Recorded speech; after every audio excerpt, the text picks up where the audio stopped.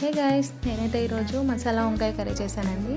దీనికి కావాల్సిన పదార్థాలు: వంకాయలు ఫ్రెష్వి, కొంచెం ఆనియన్ కట్ చేసుకున్నాను, పచ్చిమిర్చి కూడా, ఎండుమిర్చి, కొత్తిమీరలు, ఇంకా పల్లీలు, కాజు, దాల్చిన చెక్క, ఇలాచి, నువ్వులు, ఇవన్నీ నేను ప్రిపేర్ చేసి పెట్టుకున్నాను ముందుగానే. చూడండి, ఒక ప్లేట్లో తీసి పెట్టుకున్నాను. కొంచెం చింతపండు నానబెట్టుకోవాలి. ముందుగా స్టవ్ ఆన్ చేసి ప్యాన్ పెట్టుకున్న తర్వాత దాంట్లో కొంచెం పల్లీలు వేయించుకోవాలండి. కొంచెం దూరగా వేయించుకోవాలి పల్లీలని దూరగా వేయించుకున్న తర్వాత దాంట్లో కొంచెం ఎండు కొబ్బరి వేసుకోవాలి. ఎండు కొబ్బరి, ఇంకా దాంట్లోనే కొత్తిమీరలు, మనం ముందుగా తీసి పెట్టుకున్నవి కాజు, కొత్తిమీర, లవంగాలు, ఇవన్నీ దాంట్లో వేసుకొని కొంచెం ఫ్రై చేస్తూ ఉండాలి. కొంచెం వేయించుకోవాలి. నువ్వులు కూడా యాడ్ చేసుకోవాలి.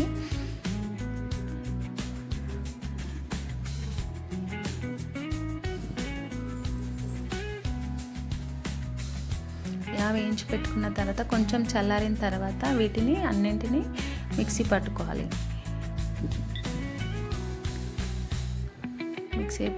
కొంచెం వాటర్ యాడ్ చేసుకొని మిక్సీ పట్టుకోవాలి. అయిపోయిందండి. చూడండి, ఇలా మిక్సీ పట్టుకొని దీన్ని పక్కన పెట్టుకోవాలి. సో నెక్స్ట్ ఏంటంటే, మళ్ళీ స్టవ్ ఆన్ చేసి దాంట్లో కాస్తంత ఆయిల్ మనం యాడ్ చేసుకోవాలి, సరిపడినంత. ఇప్పుడు వంకాయల్ని ఇలా కట్ చేసి పెట్టుకోవాలి. ఇంట్లో పుచ్చులు లేకుండా చూసుకోవాలి.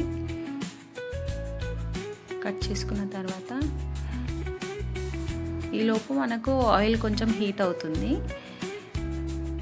పుచ్చులు కట్ చేసుకొని వంకాయల్ని వాటర్లో వేసి కొంచెం సాల్ట్ యాడ్ చేసుకోవాలండి. సాల్ట్ వేసిన తర్వాత మంచిగా కొంచెం అట్లా కడిగేసిన తర్వాత దాన్ని ఒక బౌల్లోకి తీసి పెట్టుకోవాలి. ఎందుకంటే వాటర్ ఉంటుంది కదా, ఆ వాటర్ ఆయిల్లో పడితే కొంచెం బాగుండదు కదా. అందుకే ప్లేట్లోకి తీసి పెట్టుకొని కాసేపు అయిన తర్వాత మనం ఆయిల్లో ఈ వంకాయలని డీప్ ఫ్రై చేసుకోవాలి. కొంచెం మూత పెట్టి ఉడకపెట్టుకోవాలి. ఆయిల్లో మంచిగా ఫ్రై అయిన తర్వాత చూడండి, కాసేపు ఉంచుకోవాలి. ఒక 5 minutes అలా ఉంచుకున్న తర్వాత మంచిగా డీప్ ఫ్రై అవుతాయి. డీప్ ఫ్రై అయిన తర్వాత వాటిని ఒక ప్లేట్లోకి తీసి పెట్టుకోవాలి.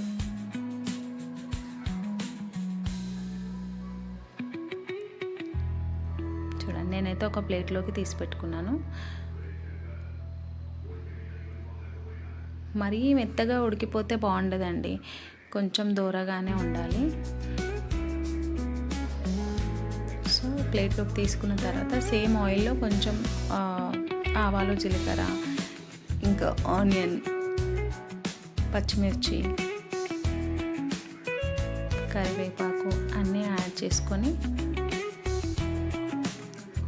ఆయిల్లో మంచిగా ఉడికించాలి.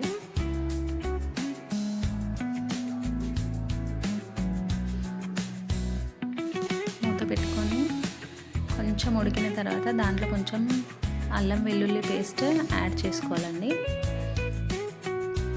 నేను కొంచెం అల్లం వెల్లుల్లి పేస్ట్ యాడ్ చేస్తాను. చూడండి, ఆల్రెడీ నేను ప్రిపేర్ చేసుకుంది ఉంది కాబట్టి ఫ్రెష్గా యాడ్ చేసుకుంటాను. ఆల్రెడీ ప్రిపేర్ చేసుకుంటాను నేను. సో అల్లం వెల్లుల్లి పేస్ట్ కూడా యాడ్ చేసుకున్నాను. అల్లం వెల్లుల్లి పేస్ట్ స్మెల్ రాకుండా ఉండడానికి కొంచెం సాల్ట్ యాడ్ చేసుకొని మూత పెట్టేసి కొంచెం పసుపు యాడ్ చేసుకున్న తర్వాత మూత పెట్టేసేయాలి. సో ఆ స్మెల్ అనేది వెళ్ళిపోతుంది. ఆనియన్ మంచిగా ఉడికిన తర్వాత మనం ముందుగా మిక్సీ పట్టుకున్న మిశ్రమాన్ని దాంట్లో మిక్స్ చేసుకోవాలి. మసాలా మిశ్రమం ఇది దాంట్లో మిక్స్ చేసుకోవాలి. దానిపైన కొంచెం కారం, సరిపడినంత కారం వేసుకొని మిక్స్ చేసి, ఇంతకుముందు మనం తీసి పెట్టాం కదా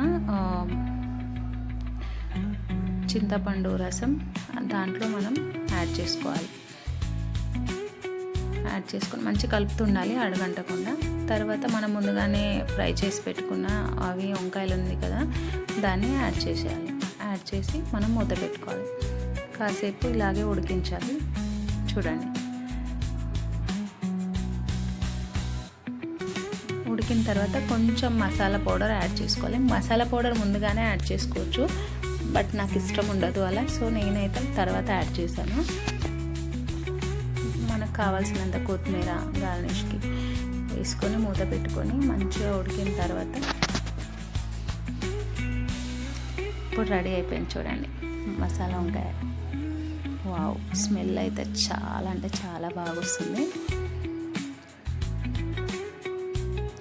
సో ఇదండి మసాలా కర్రీ, వంకాయ కర్రీ. మీకు కనుక నచ్చితే షేర్ చేయండి, లైక్ చేయండి, సబ్స్క్రైబ్ చేయండి. Thank you. గుమగుమలాడే మసాలా వంకాయ అయితే రెడీ అయిపోయిందండి చూడండి.